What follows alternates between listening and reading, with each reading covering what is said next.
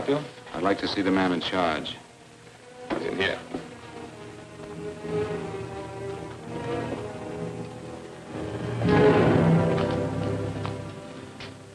I want to report a murder. Sit down.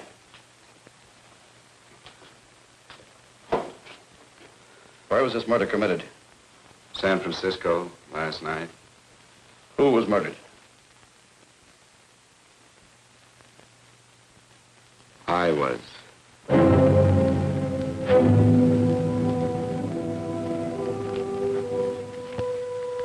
Well, do you want to hear me out or don't you, Captain? I don't have very much time. Your name Bigelow? Frank Bigelow? That's right.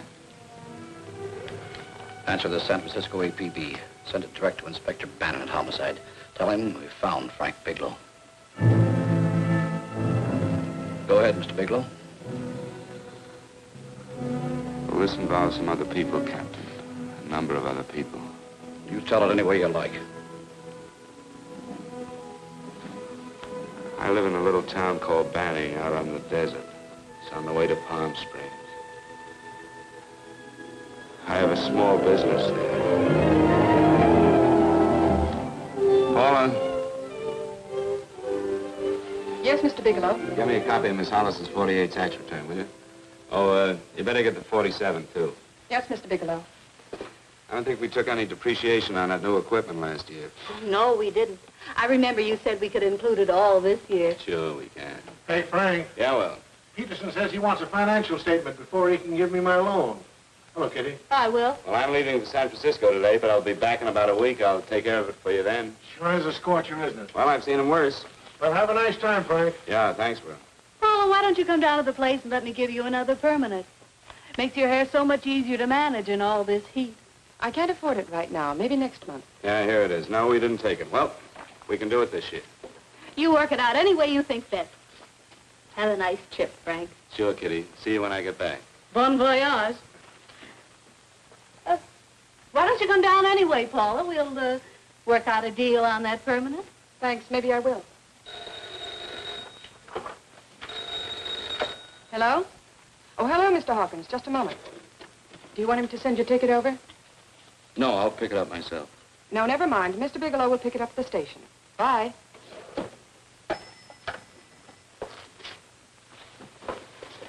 I want to go with you, Frank. Now, Paul, I'm just going on a little vacation. You know that? You want to go without me, don't you? Be gone just a week. And I suppose you've just made up your mind to take this little vacation at 9 o'clock this morning?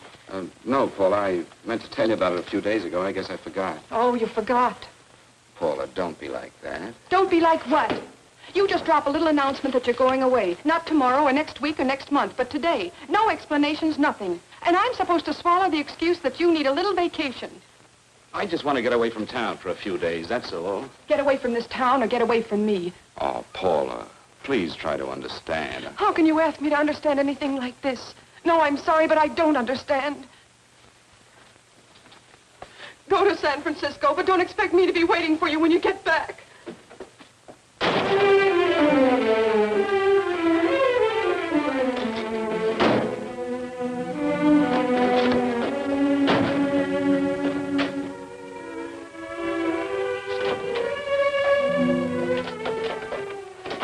Paula, please, Paul. Come on, turn around, look.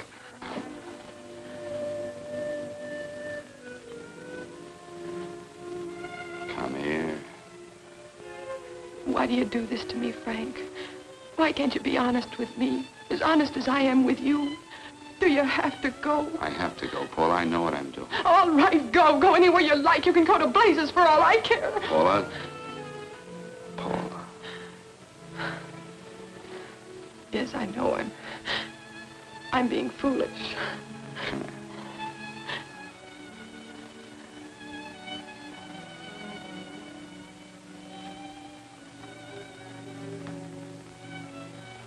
Come on, fix your face. We'll go down to Eddie's and have a drink. All right, why not?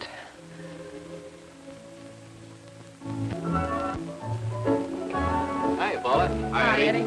Give us a couple of cold beers, will you? Coming up. Hi. Come on.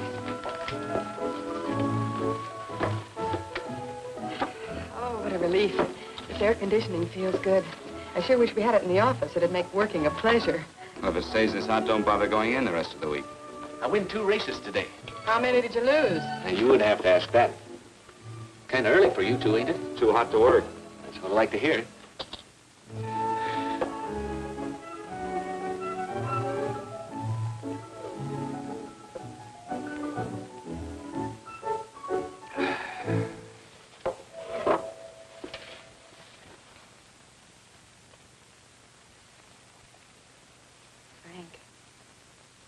You'll take me with you, won't you?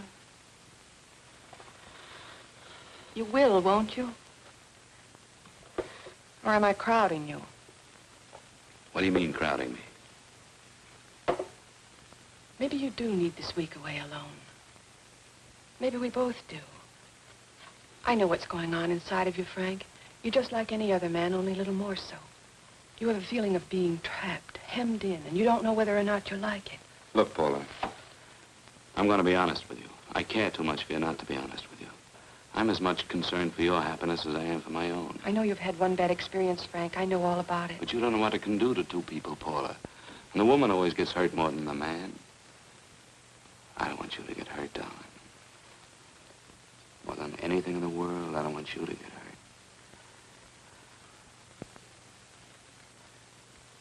Want to hear some music? All right, Frank. Got a couple of nickels, Eddie? Yeah. This won't bother you, will it? Next result doesn't come in for half an hour.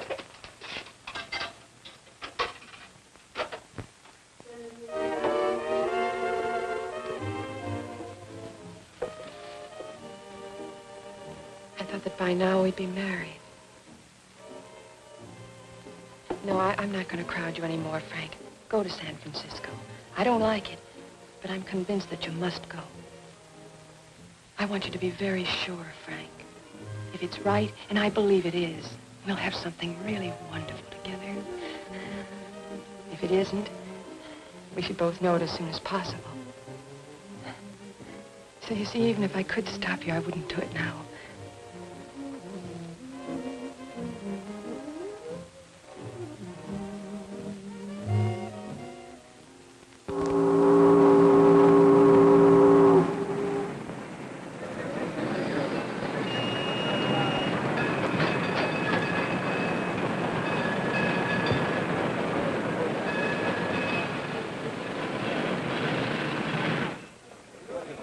Yes, sir.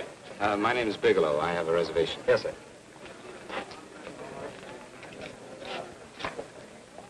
Here we are, sir. My name is Bigelow. I have a reservation. I have it, sir. It's a very nice room on the 6th floor, facing the bay. Boy, this might help you enjoy your stay, Mr. Bigelow. It's a little booklet on how to have fun in San Francisco. Oh, thank you. Very welcome, sir. Thank you. Say, is it always like this around here? No, this is market week, and it's the last day, too. Boy, always around until you need him. Oh, 517? Thank you. Here's a message for you, Mr. Bigelow. Long-distance call came in about an hour ago from Banning, from a Paula Gibson. Oh, thank you. Very welcome. Show Mr. Bigelow to 618. Right this way, Slide.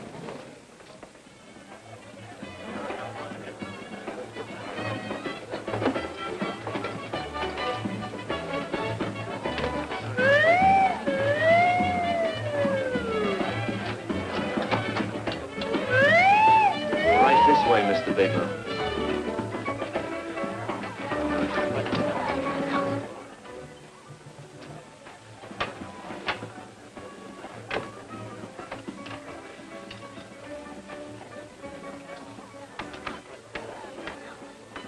Is there anything else, Mr. Bigelow? Oh, yes, you can get me a dry Manhattan and a package of razor blades. Yes, sir. Thank you. Oh, and you can leave that door open. Hello, operator. I want to speak to Miss Paula Gibson in Banning, California. Yeah, that's right. No, I'll wait. Hello? Hello, Paula. Oh, hello, Frank. How was the trip? Fine, just fine. Having a miserable time, I hope. Well, I don't know. I just got in. What was that? Market week. The place is crawling with traveling salesmen. You know, Charlie Anderson found out that you went away and he asked me to go out with him. Oh, really? How did he make out? I'm considering it. Is that what you called to tell me? I'll have you know that this call is strictly business, Mr. Bigelow. Did a Mr. Phillips phone you? Eugene Phillips of Los Angeles. No. He will. He phoned the office 3 times today. Said that he wanted to get in touch with you immediately. He said it's most urgent and imperative that he reach you at once. What did he want? I don't know. But he sounded deep, dark, and mysterious and quite agitated about something. Phillips. Have we ever done any business with him? Not unless you've been keeping it a secret from me. I looked through all the accounts.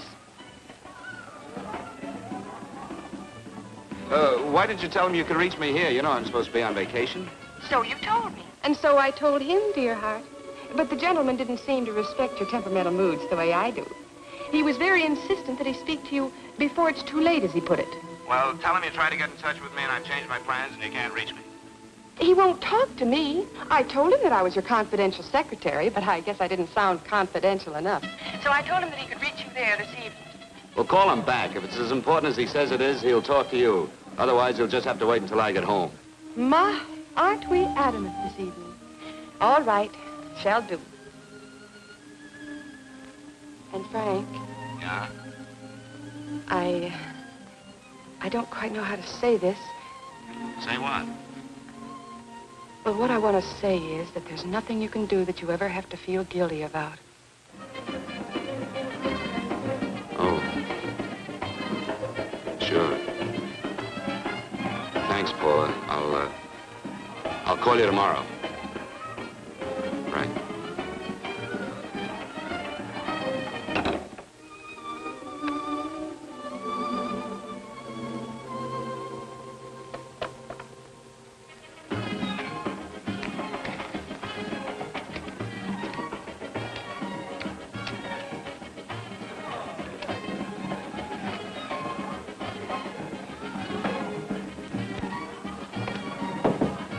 Oh, just put it there, please.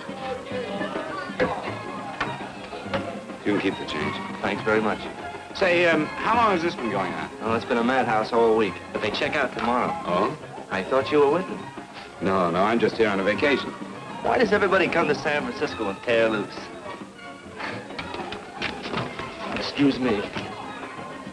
Say, I'm awfully sorry to bother you, but would you mind if I use your telephone? No, go right ahead. I'm just across the hall here. One of the boys is using my phone, and he's been on it for a half hour.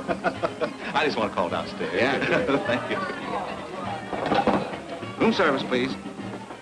Hey, things really picked up the last few days, didn't they? You right at much business? Well, I'm not here on business. Oh, hello, room service? It's Mr. Haskell in 617. Yes, that's right. Would you send up 3 more bottles of bourbon and 2 scotch? Yes, that's right. Oh, and some more ice, too. Yeah. All right, thank you. You here all alone? Yes, I just got in town. Well, why don't you join us for a drink? Well, I don't want to barge in on your party. Oh, nonsense. It's not a party. Just a few of the boys entertaining some buyers. You know, the usual thing. A few drinks and some laughs.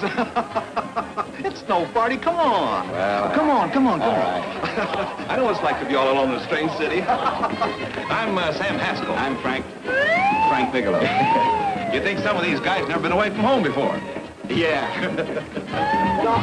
Hey, quiet down a minute. Hey, will you quiet down a second? I want you to meet Frank Bigelow. Hello. All right. This is Jane Carlisle. Hello. Bill Welch. How are you, Mr. Wells? Glad to know you, Bigelow. Jane's the prettiest buyer in San Francisco. Oh, hey, I resent that. You don't think I believe him, Elaine? Well, he spreads that from coast to coast. Oh, gee. But it's good for my morale anyway. I'm George Cantwell. Glad to know you, Mr. Bigelow. Bigelow, yes. Right at much business? He's not here on business. Oh? Well, Well, why don't you get the man a drink before he dies of thirst? how about a little bourbon? Well, that's fine. Bourbon it is. Of course, Mr. Wallace. In fact, yes, Mr. Wallace. But, Mr. Wallace, I'll need at least a week in Cleveland to visit all my accounts. I can't figure on being in Philadelphia until the 17th. Eddie, will you get off the phone? I want you to meet Frank Bigelow. How are you, guys? That's his boss. He's been trying for an hour to get his expense account boosted. Yeah, the way this guy holds on to $1, you'd think they weren't printing them anymore. Yes, Mr. Wallace. I'm leaving here the first thing in the morning. Yes, sir. Oh, keep your hips loose, Harry, like this. Oh, yeah. How's he doing? Oh, there's nothing wrong with Harry Drummer. The 2 years ago, the Murrays wouldn't shoot. Hey, now, wait a minute. I was doing all right there. This is Sue and Harry Brandis. Hello, good to meet Glad you. How are you? Where'd you find her, Sam? On a dance marathon? Bourbon. Oh, really? Oh, thanks. Say, I'll bet you could do the rumba. Well, a little, but I'm kind of rusty. Anything would be an improvement after Harry. Oh, how do you like that? Well, here goes. Hey, you're good. Oh, my wife, she's a good dancer, isn't she, Bigelow? Oh, yeah. Fellas, I thought you were going to show us a good time tonight. Is this doing the town? That's right. We practically bankrupt our stores to buy everything you've got. Then you keep us in this hotel room. I agree. This is my last night to howl before I go back to being a dutiful housewife. Well, it looks like we're stuck, boys. This is where we blow all our commissions in one night. And you're coming with us, Bigelow. Oh, no, thanks. You run along. I've got to get unpacked and have dinner. Oh, no, you're not going to get away from me. Now that I found a man who can dance, I'm going to hang on to him.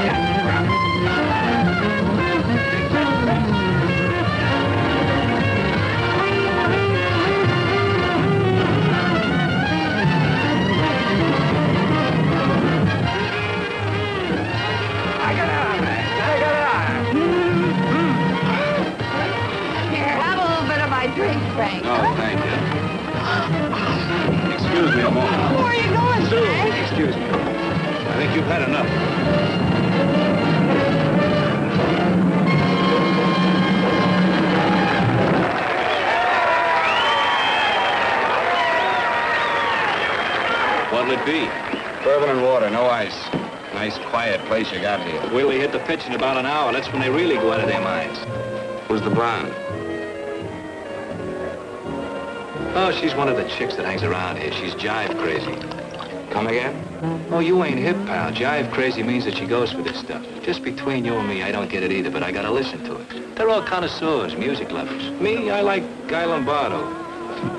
What's the matter with him? Oh, he's flipped. The music's driving him crazy. Come down, Jack. Oh, don't buy me, man. I'm being late. Is the blonde alone? Oh, sure, society. She always comes in alone. Drives a big convertible, wears a mink coat, but knows everybody. But she always comes in alone. Thank you. I wanted to kiss you. I tried to... Give me another blast, Leo. What's your story, Jeannie? Easy.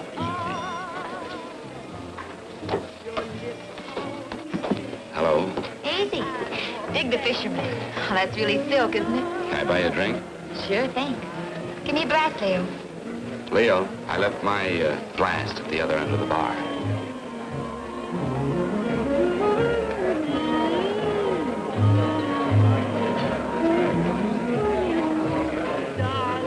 My name is Jeannie.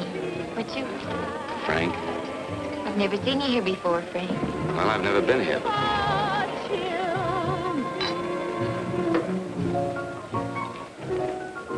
This isn't mine. Mine was bourbon. Well, sure it is. You saw me pour it. Give me a fresh drink. Anything you say. Oh, listen to that piano. Feel those vibrations. You don't get your kicks out of this, do you? I can live without it. Why do you stay here? I don't know. I bet I know. You're lonely in a big city. Why, you don't have to go into a routine with me. I like good company, too.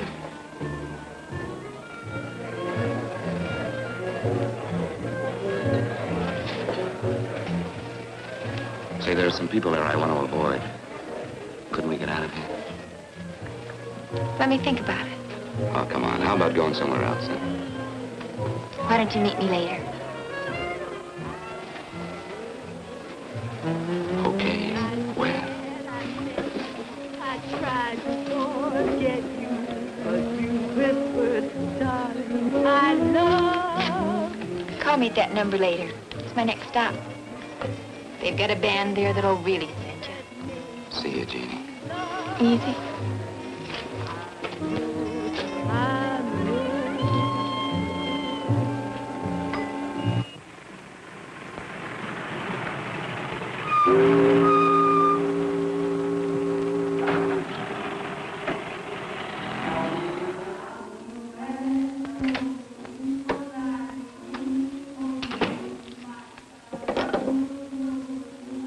Never mind, operator.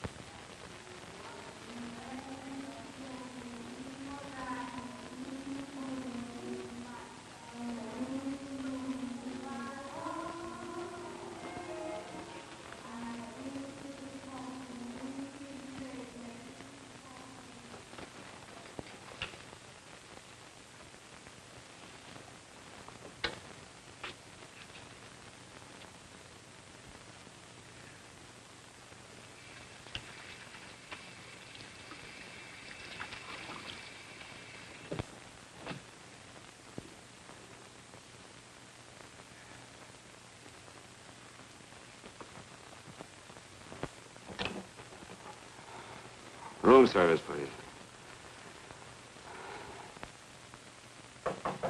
Come in.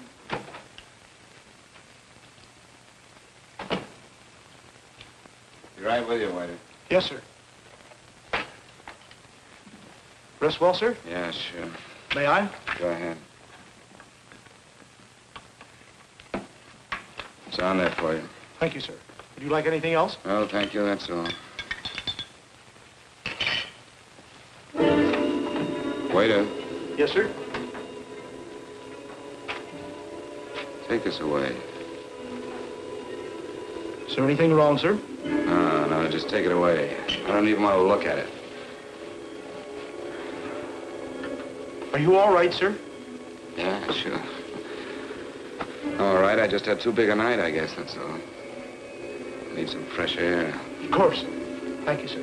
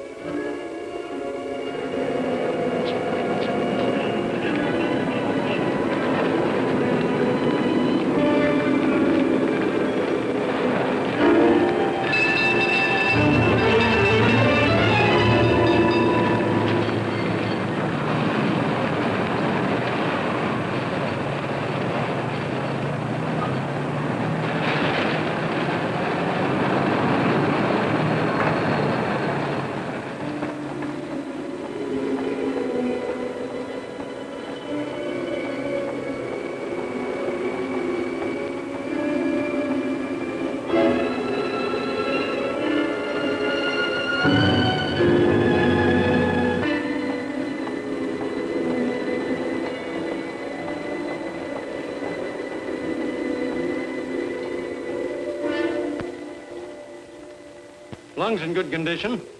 Blood pressure normal. Heart fine. Well, it's a good thing everybody isn't like you, Mr. Bigelow. Put us doctors out of business. I'm glad to hear it, Doctor. I was a little worried. Don't let a little bellyache worry you. Could be just the change of climate. Well, it isn't exactly an ache, Doctor. It's kind of hard to describe the feeling. Maybe it was the drinks I had last night. I might have mixed them too much, huh? Let's have another look at that throat.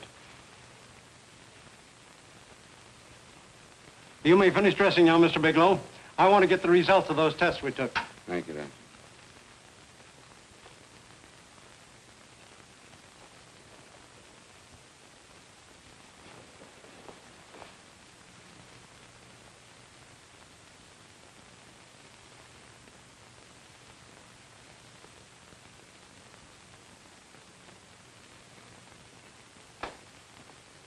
Mr. Bigelow, this is Dr. Schaefer. Hello, Doctor. How are you? Sit down, Mr. Bigelow. According to the information you gave Miss Wilson, you're not married, Mr. Bigelow. That's right. Do you have any relatives, family, anyone in San Francisco? No, no one. I don't know a soul in San Francisco. Where is your home? What is this, Doctor? Why all the questions? You're a very sick man, Mr. Bigelow. Sick? But you told me I was in good shape. Yes, I know. But my preliminary examination didn't reveal your true condition. You sound as if it's pretty serious, Doctor. It's extremely serious. I want you to understand that we wouldn't tell you something like this unless we were absolutely certain. Well, of course, of course. You must steel yourself for a shock, Mr. Bigelow. Well, go on, Doctor. What is it you're trying to tell me? Our tests reveal the presence in your body of a luminous toxic matter. What is that exactly? A poison that attacks the vital organs. Poison? We have no alternative but to tell you this. Your system has already absorbed sufficient toxin to prove fatal. I wish there was something that we could do. What do you mean, wish? You mean there's nothing? There is nothing anyone can do. This is one of the few poisons of its type for which there is no antidote. Well, this is fantastic. This is the most ridiculous thing. You don't have very long. What do you mean? A day, possibly a week, 2 weeks at the outside. It's hard to say exactly. Well, this is impossible. I don't believe it. You've made a mistake. That's it. It could be a mistake, couldn't it? You have made a mistake, haven't you? Answer me. Dr. Schaefer is an authority on toxicology. Been no mistake, Mr. Bigelow. Do you realize what you're saying? Well, you're telling me that I'm dead. Do you think you can explain my life away in just a few words? Why, I don't even know who you are. Why should I believe you? You must calm yourself, Mr. Bigelow. We want to offer you every assistance that we've... Assistance? Who wants your assistance? Who wants anything from you? You're nothing but a couple of phonies. Why, I think you're crazy. That's it. You're crazy. The both of you. You're crazy.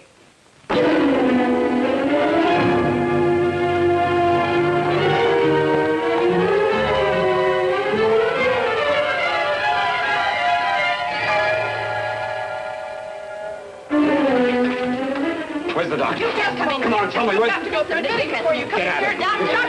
here. What's the trouble here? What's the matter with you? Doctor, I want you to examine me for luminous poison. Come right in here.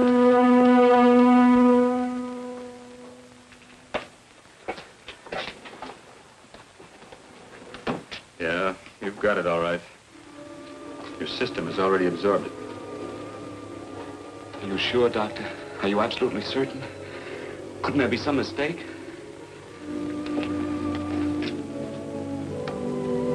There it is. Toxin is actually luminous in the dark. Now there's no doubt about it, Bigelow. I don't feel sick. My stomach is just a little bit upset. Maybe it's not as bad as you think, Doctor. That's characteristic. With a heavy jolt, you go suddenly in a matter of hours. But if the stuff is taken in a lesser degree, you last a while, and then...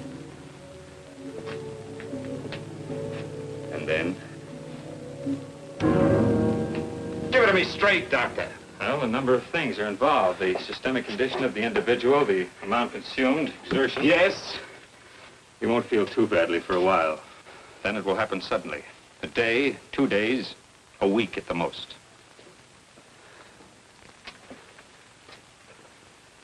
A day? 2 days? There's nothing that can be done now. If it had been caught in time, your stomach could have been washed out. But you've had it in you for some time now. For at least 12 hours, haven't you, Bigelow? I don't know. You don't know? No. Don't you know how you got it? No. This is no accident. Somebody knew how to handle that stuff. That wax is tasteless and odorless. The amount of alcohol in your body, you must have got it in liquor. I was drinking last night. Arrange for your admission to the hospital immediately. Of course, I'll have to notify the police. This is a case for homicide. Homicide? I don't think you fully understand, Bigelow. You've been murdered.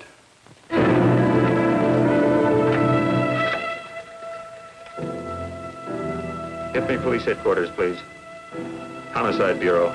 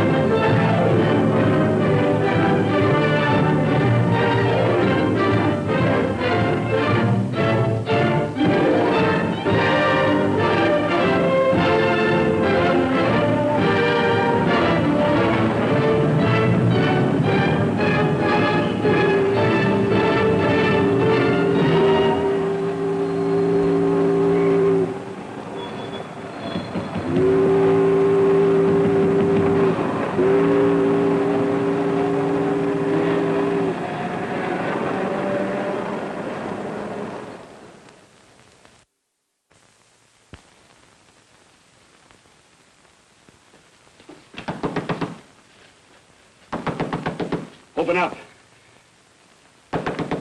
Open this door, I tell you. Open it up or I'll break it down. Where are those men? Where are those men who were here last night? I don't know. There are no men here. Please go away. Don't lie to me. Where are they? Mister, this lady just checked in. Those men aren't here no longer. They checked out the hotel early this morning. Checked out? Please go away. I'm sorry. I'm terribly sorry.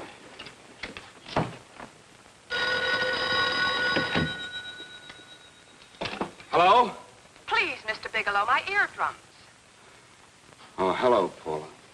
Your enthusiasm overwhelms me. Why haven't you phoned me, or is there a quota on telephone calls up there? I'm sorry. I've been busy. I'll bet you have. Visiting the museums, no doubt. What's happening up there that's exciting or different? Nothing, not a thing. I'll bet you miss me, but you're too stubborn to admit it. Sure, sure. You know, if you'd like me to come up, I could pack a toothbrush and leave right away. No! Well, you don't have to snap my head off. You could at least make a pretense of missing me. I'm sorry, Paula. Of course I miss you. Listen, Paula, Paula, it's just that I don't feel like talking now. I'll call you later. Don't strain yourself. You phone me sometime when you feel more like talking. Oh, by the way, I called that Mr. Phillips back. Phillips? Yes, you know, the man that tried to reach you. Well, I'm afraid you'll never know why it was so important that he speak to you. His office said he died yesterday. Frank, are you there? Did you hear me? Died? When? Yesterday. So you won't have to bother your little head about him anymore. You can just go ahead and have fun. Paula, what did he die from? Do you know? I suppose he died from whatever people usually die from. Well, didn't they tell you? Don't you know? What are you getting so excited about? You said you didn't even know the man. Listen, where's his office located? What difference does it make? You can't talk to him now. I told you the man's dead. Paula, will you stop talking so much and tell me where his office is? All right. It's the Phillips Importing and Exporting Company, Bradbury Building, Los Angeles. Bradbury Building, Los Angeles. That's right. Say, this is really a switch.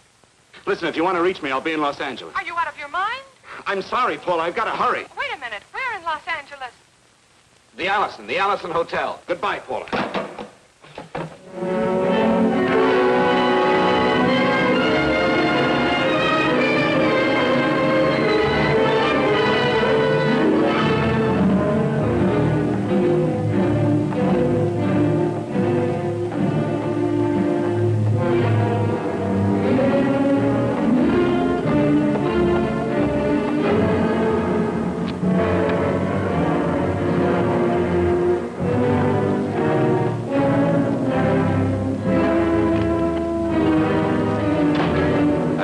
Someone in charge here. What is it in regard Well, it's a personal matter. It's quite urgent. Perhaps Mr. Halliday can help you. Who's he? He's our controller. Your name, please? Bigelow. Mr. Bigelow to see you. Send him in. Go right in, please. That door.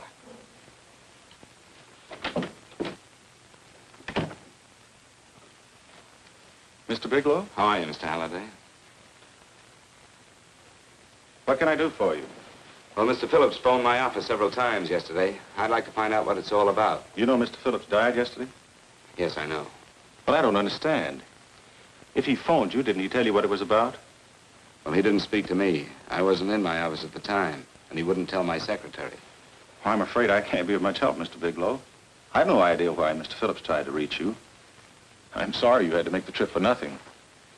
How do you know I made a trip? I didn't say anything about making a trip. I merely said he phoned my office. My office could be here in Los Angeles. Miss Foster, Yes? didn't you mention something yesterday about Mr. Phillips speaking with Mr. Bigelow in San Francisco? I said that he had phoned Mr. Bigelow's office in Banning, but that Mr. Bigelow was staying at the St. Francis Hotel in San Francisco. I'm sorry you misunderstood me. Do you know why Mr. Phillips called? No, I don't. All right, thank you, Miss Foster. You can understand that we've been somewhat upset around here. Now, if you don't mind,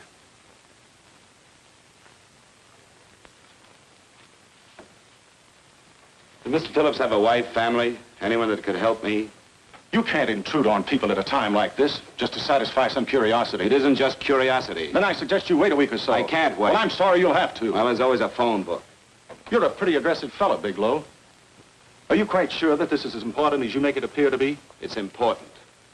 Mrs. Phillips lives at the Sunset Arms Apartments. Thank you. I needn't tell you she's under a strain. I suppose you're capable of using a little more tact with her than you demonstrated with me. I think I can handle it. By the way, what was the cause of Mr. Phillips' death? Suicide. He leaped from the balcony of his apartment.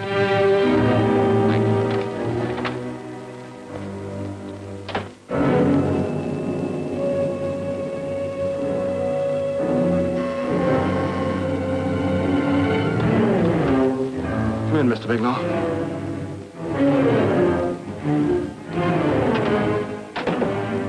I'm Stanley Phillips, Eugene's brother.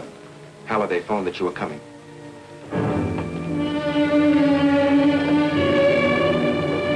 This is my sister-in-law, Mrs. Phillips. I'll try to make this as brief as possible, Mrs. Phillips.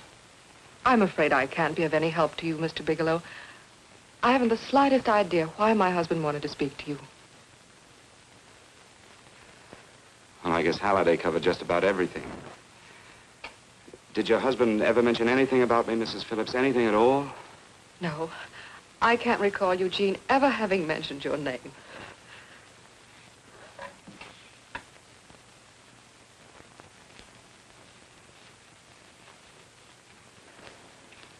I hate to ask you this, Mrs. Phillips, but it's of vital importance to me.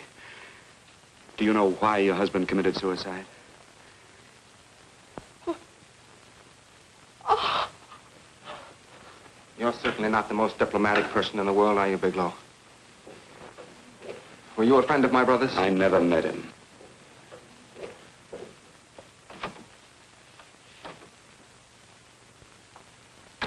My brother was in a jam, a pretty bad jam.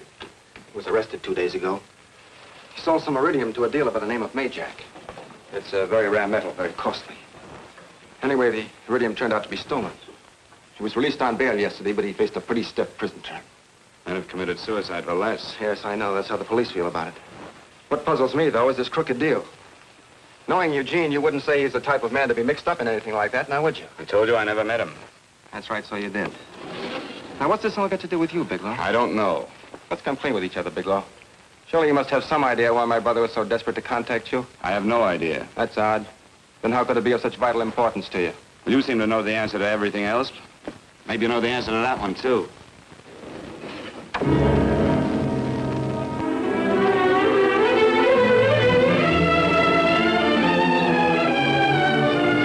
There's a message here for you to call operator 82 at Fanning. Oh, thank you. Show Mr. Bigelow to room 821. Say, would you have the operator put this call through to my room right away? I'll take it up there. Thank you. Hello, operator. Here you are. I'll call you if I need anything. Thank you, sir. Hello, Paula? Well, Sinbad, I'd just about given you up for lost. Do you mind telling me just why you rushed down to Los Angeles? I can't explain it to you just now, Paula. I just can't explain it. What's going on, Frank? You don't even sound like yourself. Well, I'm just a little tired, Paula, that's all. But I miss you. Oh, Frank.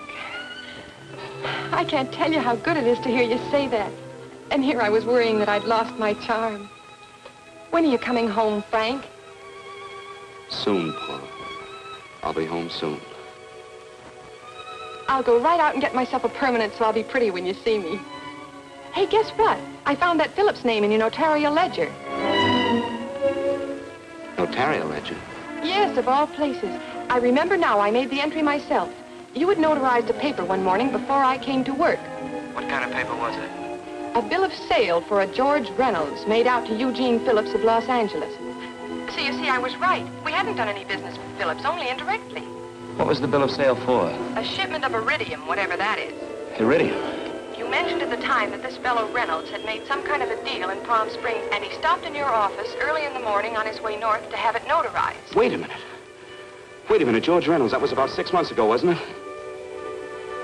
That's right, 6 months ago. Thanks, Paul. Oh, goodbye. Goodbye.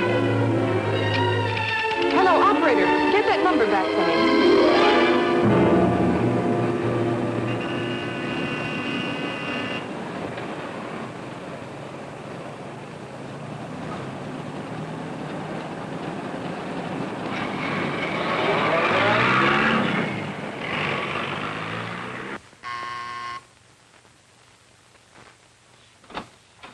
I've got to talk to you, Mrs. Phillips.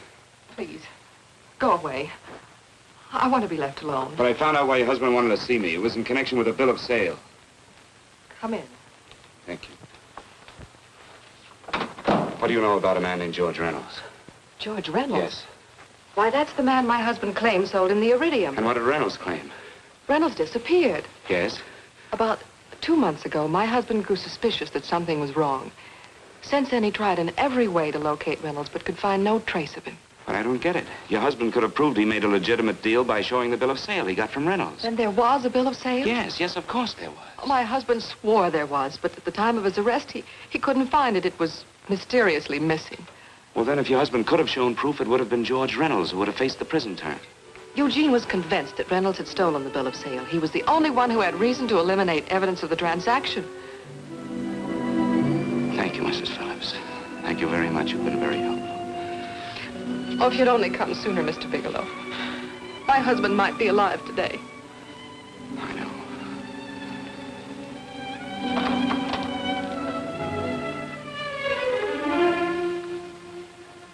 The only thing that puzzles me, Miss Phillips, is that you haven't asked how I knew there was a bill of sale.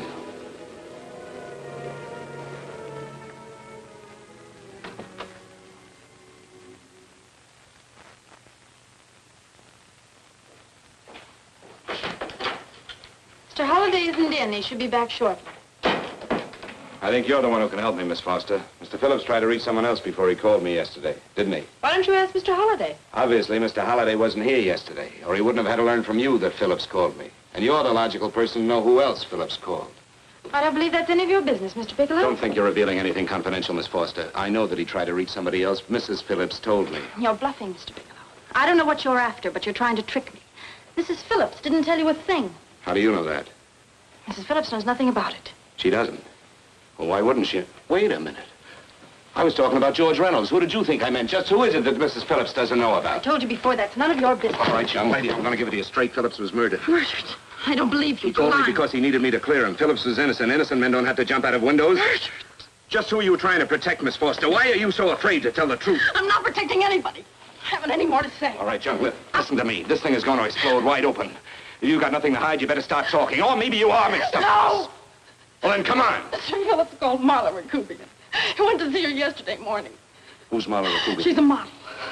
She and Mr. Phillips used to be quite friendly, but he hadn't been seeing her for quite some time. Come on. The last couple of months, he'd been trying to locate her and finally learned where she lived yesterday morning. When he returned from seeing her, he was terribly upset and excited. That's when he had me put in the calls for you. When he couldn't reach you, he went home. The last time I saw him alive.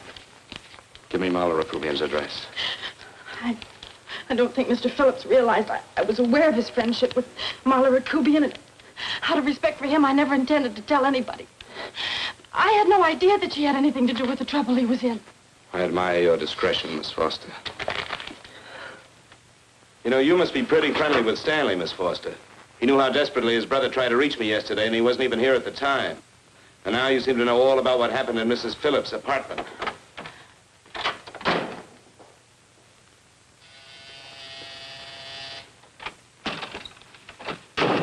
Miss Rakubian? Yes?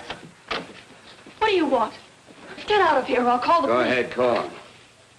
Oh, go ahead, call him. Going on a trip, huh? Yes, going away for the weekend. Sailing for Buenos Aires tomorrow, some weekend. I'll send you a postcard. Now get out of here. Who are you going with, George Reynolds? Never heard of him. I suppose you've never heard of Eugene Phillips either. Just who are you? What do you want? Never mind who I am. Where's Reynolds?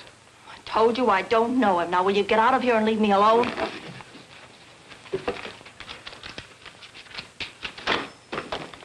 So you never heard of George Reynolds, huh? And don't try to tell me that this isn't him because I've seen him. If you think you can scare me, you're crazy. Look, I know that Phillips came here yesterday. And right after he left, he was pushed out of a 6-story window. Pushed? Phillips committed suicide. Your playmate Reynolds murdered Phillips. Then he went up to San Francisco to get me. Because I knew about a certain bill of sale. I don't know what you're talking about. You're in this right up to your pretty little neck. I'm not mixed up in anything. Get your hands up. Drop that picture on the couch. Turn around. Don't get any ideas because I'm not afraid to use this. Give me your wallet.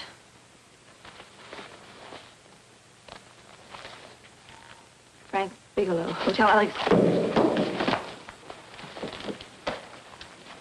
All right, now where's Reynolds?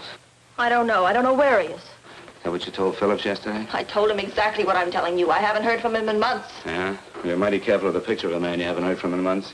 What does the Ray stand for? It was a pet name. Do you mind? Oh, it sounds very cozy, Miss Rakubian.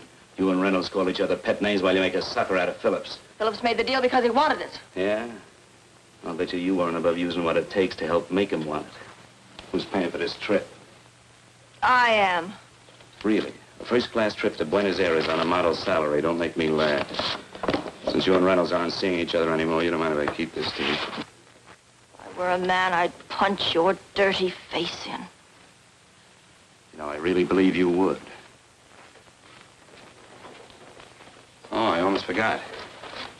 Your tickets. Don't be surprised if I'm there to see you off.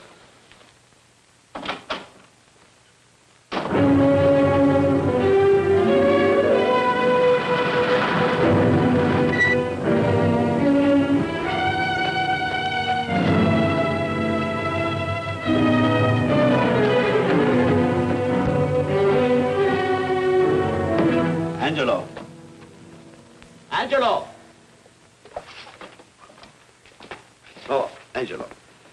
you remember taking this picture of George Reynolds? I take so many pictures, I can't remember them all. This gentleman is a friend of his and would like his address. We have no card on him. I don't think we ought to do that. He's willing to pay $20 for it. That's the paper we used last year.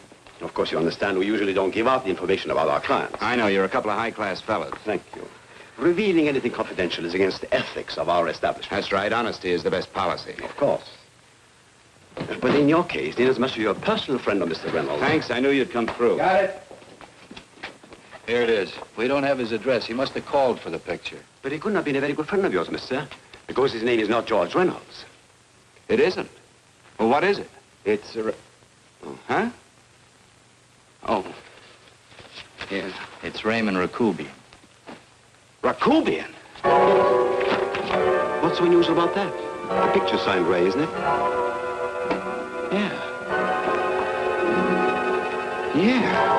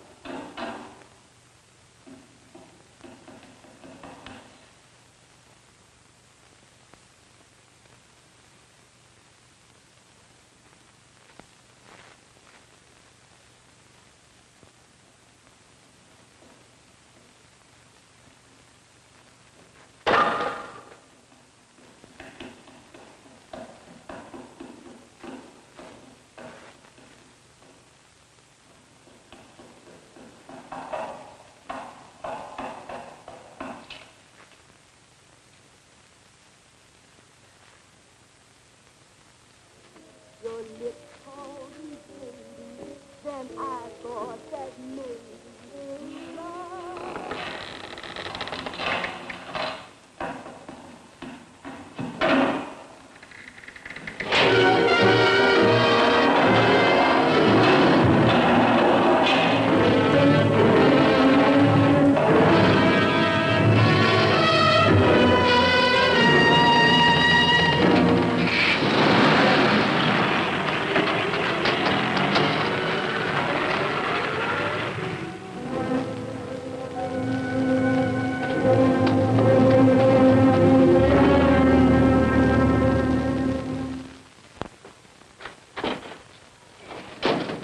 Bigelow, are you all right?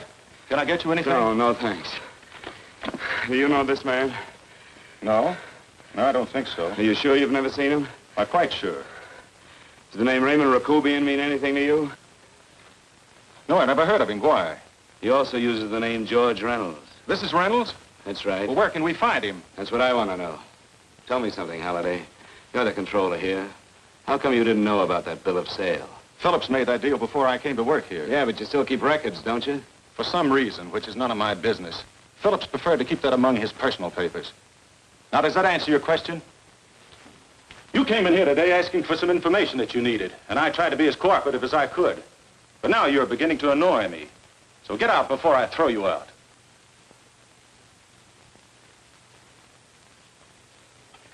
You know, you really frighten me.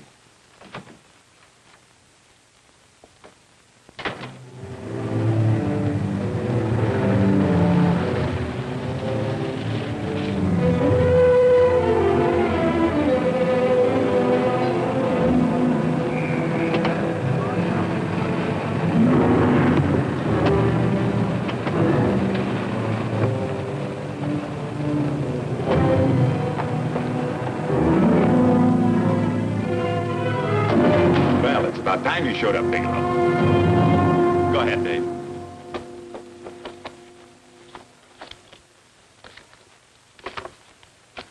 Real cute, ain't you, Bigelow? Just real cute. Paula didn't lose much time getting a hold of you guys, did she? Shut up. Let's go, Bigelow. Look at him. He can't take it. Soft in the back. You do that again and I'll kick your face. Lay off, Chester. Cut it out. Shut up! Who asked you? Better let him answer. The clerk might know he's in. Go ahead, Bigelow.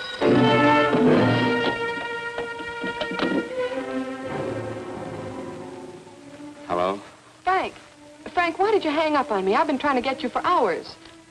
I'm sorry, Paula. I was in a hurry. Well, don't be in such a hurry this time. You didn't give me a chance to finish what I had to say. Sit down. I wanted to tell you that McGowan was in hollering his head off because you didn't go over the books. Tell McGowan to get another auditor. Sure. Sure, I'll just do that little thing, and who's the best paying account we've got? Do as I tell you, Paula. Frank, are you drunk? Paula, how much we got in the bank? About $2,200. Draw it out tomorrow. Sure. Then what do we do? Skip town without paying our bills?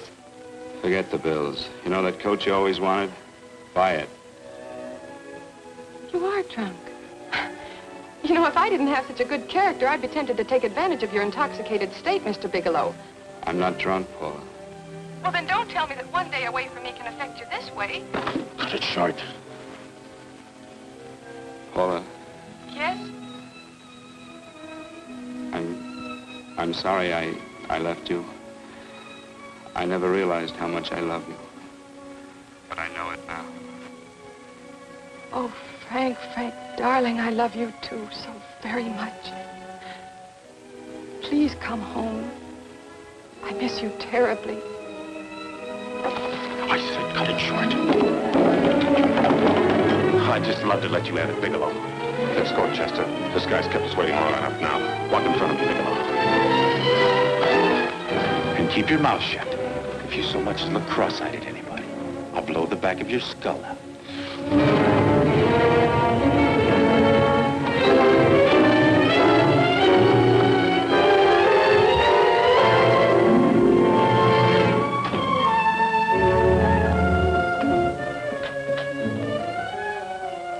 Bigelow's real cute.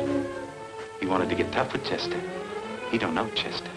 Did you get the picture? Don't I always get what Mr. Majak sends me after? Majak? That's right. I'm the dealer who bought the iridium from Phillips. I get it. You have Rakubian unload stolen stuff on Phillips with the help of Marla here, and then you buy it back from him. Oh, you certainly made a sucker out of Phillips. What is it, Mr. Bigelow? Exactly what is on your mind? I'm looking for Raymond Rakubian. What? Well, now, Marla here has told you everything else. I'm sure she must have told you that, too. You don't expect me to believe this conversation. So, what is on your mind? I mean, underneath. You forced your way into my affairs, and now I want to know why. I just told you. I'm looking for Raymond Rakubian. Don't get cute. I'm just itching to work you over. Soft in the belly. Can't take it. See what I tell you?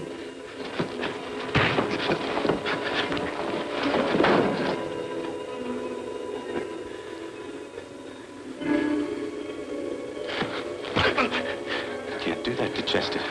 I'm gonna blow your guts out. Easy. Lay off, Chester, not now. Look at him. He's so scared of Chester, he'd talk now. He's not afraid, Chester. You can tell from a man's eyes when he is afraid.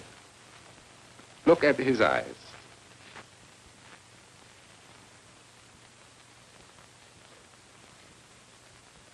Oh!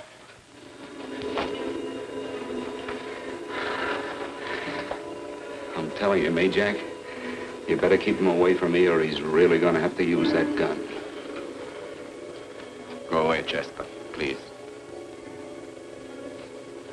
Do what I tell you, my boy. Please. And help Dave. Joe. You're in pain. He's an unfortunate boy. He's psychopathic. He's unhappy unless he gives pain. He likes to see blood. Come with me, Mr. Bigelow.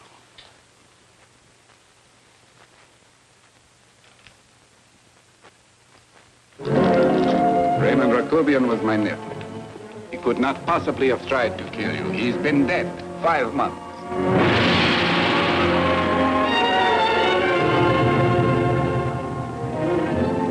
I'm afraid you have been sidetracked. Provided it is true that somebody made an attempt on your life, somebody made an attempt again today. I had no reason to kill you, believe me. What do you mean you had no reason? I notarized a certain bill of sale. You notarized the bill of sale for Reynolds, not Rakubian. Now, what I told you was true. I had no reason to kill you. That's a closet, Mr. Bigelow. And under other circumstances, you could go home now. But now you present a problem. You know too much, and I am in danger. Chester! Suppose I were able to prove to you that I only want to find the person who tried to kill me. And I won't cause you any trouble. You know I can go to jail for 10 years for this little business. 10 years. At my age, that's my life. That means my entire life. With my life, I do not take chances. I am sorry, believe me.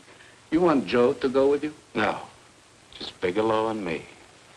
And baby Meg's three. But Major, goodbye, Mr. Bigelow, and forgive me. Let's go, Bigelow. I guess you won't be there to see me off.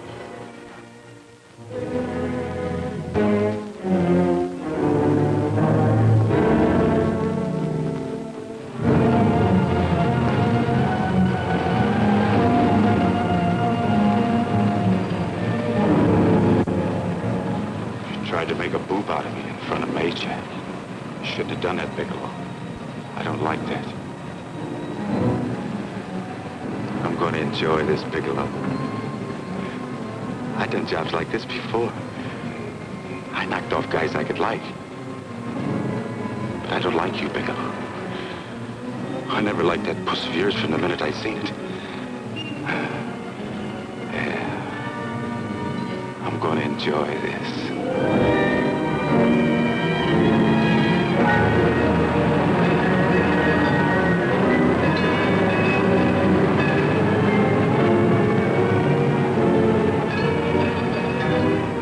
Ain't scared yet, are you, Bigelow?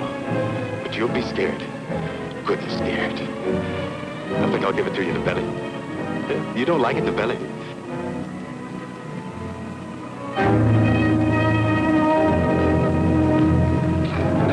Good. Try it. I'd just love you to try it, Bigelow. Why don't you try it?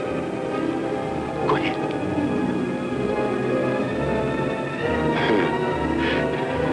Didn't have the nerve, did you, Bigelow? Yeah. I think I'll give it to you right in the belly.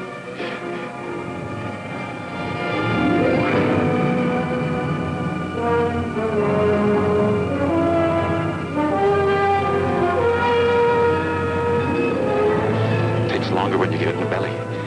It's nice and slow. That's the way I want to see you go, Bigelow. Nice and slow.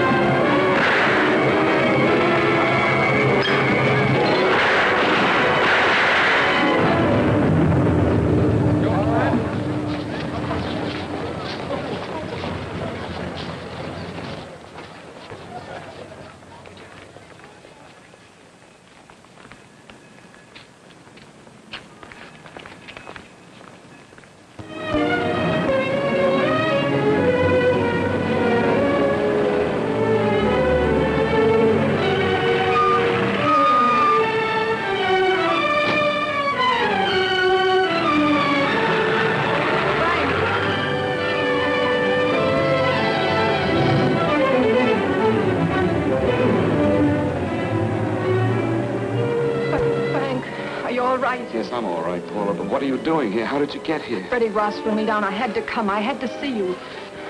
You shouldn't have come, Paula. You shouldn't have. What is it, Frank? You're in some kind of trouble. I know it. Look at you. You're a sight. Your clothes look as if you've slept in them. Are you ill? You are. You're feverish. I'm all right, Paula, and I'm not in any trouble, believe me. You're lying, Frank. Right after I spoke to you, I got a phone call from the San Francisco police. They asked if I knew where you were. You didn't tell them anything, did you? Of course not. It was the homicide detective that called. What is it, Frank? If you're in any kind of trouble, you certainly can trust me. Look, I'm not in any trouble with the police, Paula, believe me. But you can't stay here. You've got to go back to Banning right away. No, I won't go, Frank. I won't. I'm staying here with you. Paula, it's better that you go back, believe me. Why? What's this all about? What have you got to do with this Phillips and Reynolds? Phillips was murdered. What could that possibly have to do with you? All you did was notarize a paper. You've notarized hundreds of papers. I know. All I did was notarize one little paper out of hundreds. Frank, you frighten me. You don't even act like yourself. I know that you're in trouble, that something is wrong, that you're in serious trouble. You frighten me, Frank. Oh, don't be frightened, Paula. Don't ever be frightened of anything again. Will you promise me that? I love you so much, darling, more than you seem able to understand. Oh. I never really knew happiness until I loved you. Sometimes when I used to be afraid that you weren't sure how you felt, I tried to hold back, but I couldn't. Losing you would have been losing everything. There would have been nothing left. Don't, Paula, don't. Now I'm afraid again. Somehow I feel that I'm going to lose you, but there's nothing I can do about it. I feel so helpless. You're leaving me out of something. Tell me, Frank, what is it? Give me a chance to fight back. Just give me a chance, please. You do love me, don't you? Oh, yes, Paula, I love you. I never was more certain of anything in my life. I wasn't sure before. I was a little blind, I guess, but believe me, I'm sure now. Can you understand that, Paula? I understand. A man can be like that, Paula. Something has to happen. It can be a big thing or a little thing, but it can make him realize how much someone means to him, how much he really loves her. Oh, and I love you, Paula. More than I ever thought it possible to love anyone in the world, I love you. Then why won't you tell me about this trouble you're in? Why won't you try to let me help you? You can't help me, Paula. You don't want my help. Oh, Paula, there's nothing you can do. Will you believe me? So will you please go home, please? No, Frank. I won't go. I know you're in trouble. I can't leave you like this. All right, Paula, look, wait for me in the lobby of the hotel, and I'll be back for you soon, I promise. You promise? You're yes, sure? Paula, I promise. Is that a new outfit? Yes. Oh, it's beautiful.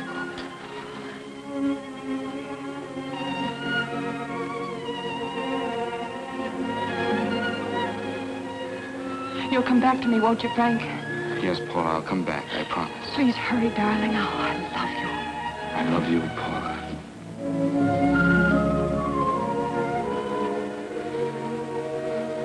Goodbye, Paula.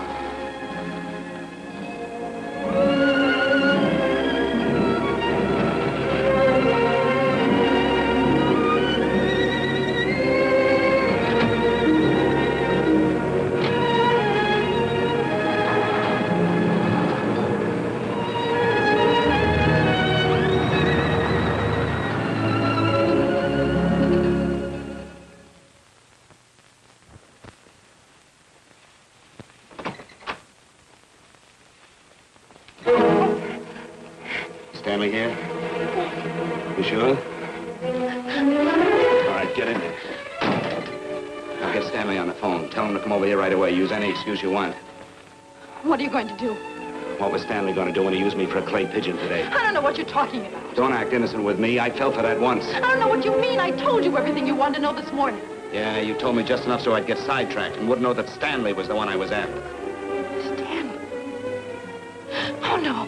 You and Stanley have been together on this from the start. Now, come on, get on that phone and call him. Don't let him know I'm here. Bigelow.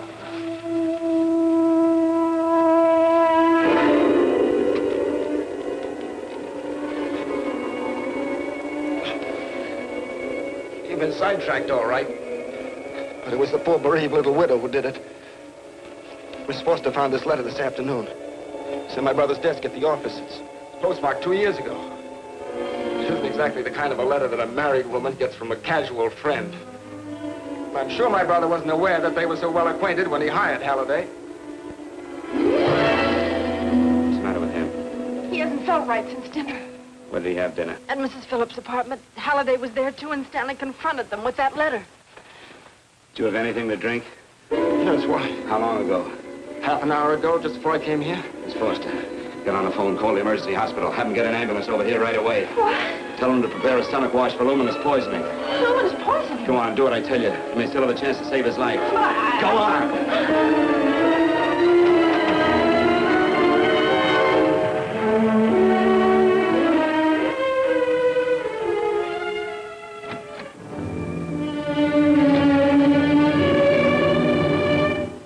I found George Reynolds, Mrs. Phillips. He's been dead for 5 months. Then he didn't steal the bill of sale. No, he didn't. But you could have stolen it. How dare you? You knew who I was when I came here today. But you were surprised to see me alive, weren't you? But I'm not alive, Mrs. Phillips. Sure, I can stand here and talk to you. I can breathe and I can move. But I'm not alive. Because I did take that poison. And nothing can save me. What are you going to do? If I kill you now, I have nothing to lose. No, you've got to listen to me. You've got to give me a chance. But I didn't have a chance. It was Halliday. Believe me, it was Halliday.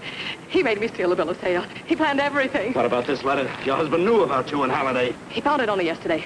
He accused Halliday. They fought, and Halliday pushed him over this balcony.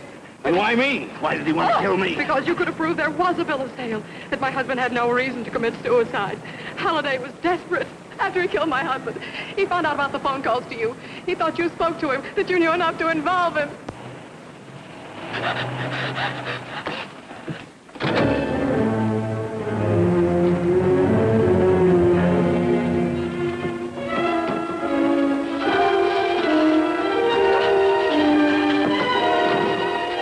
Where's Halliday? Where is he? He's in the office. This time you don't warn him.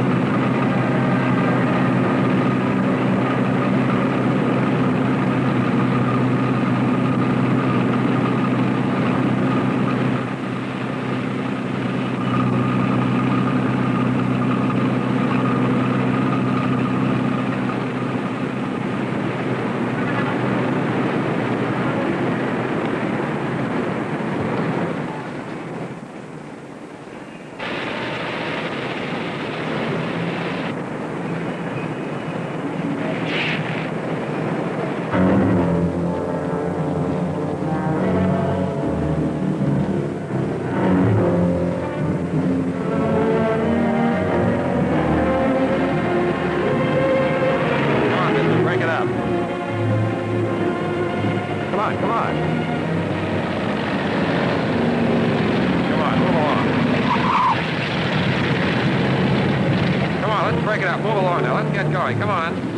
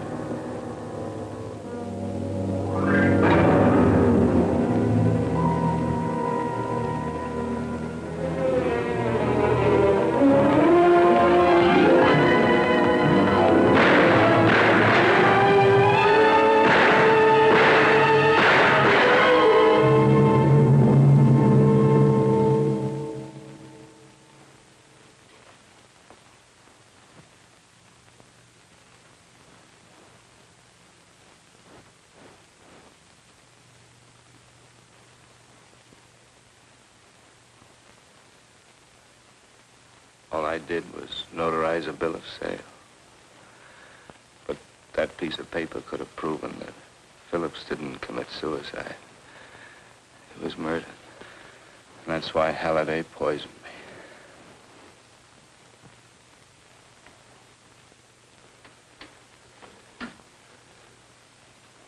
Would you?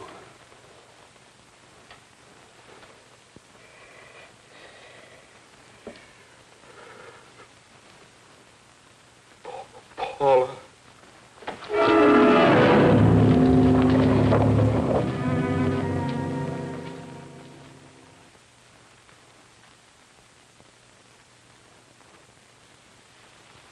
Call the morgue.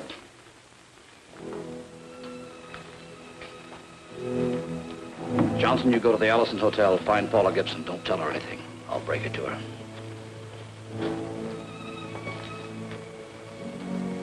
How shall I make out the report on him, Captain? Better make it dead on arrival.